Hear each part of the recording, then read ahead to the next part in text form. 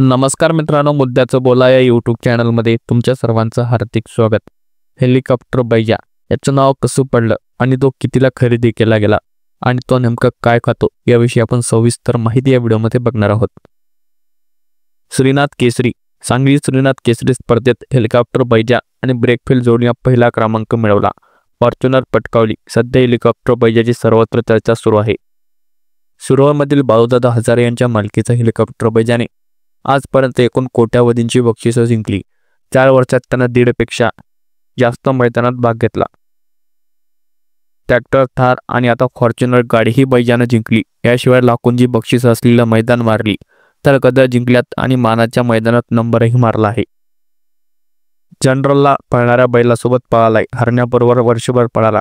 दोन्ही बैलांनी 2-3 वेळा वगळता वर्षभर पहिला नंबर काढला. बैजाचं देखभालीसाठी 2-3 जण असतात. बैल बाळू हजारे सांगतात की सोमवारी बैलांना अवताला झुंपत नाही. शर्यतीला बैल अवतात घटवायला लागतो. बैजाला एक दिवस आड अर्धा तास अवताला झुंपला जातो.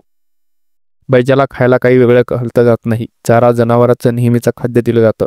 काय घालेल तो खातो. काही बैलांना दूध पाजलं जातं तर काही बैजाला दूध पाजलं जात नाही. बैजा तुफान पळतोय आणि हेलिकॉप्टर सारखा जातोय म्हणून त्याचं नाव उर्नीस ठेवलं. एकानं नाव टाकलं ते हेलिकॉप्टर बैजा म्हणून तेव्हापासून चालू झालं. हेलिकॉप्टर बैजाचे मालक शेतकरी असून ते गावचे सरपंच सुद्धा आहेत. त्यांना दुधाचा टँकर आणि चिलिंग प्लांट देखील आहे. 6.5 लाख रुपयांना त्यांनी बैजाची खरेदी केली होती.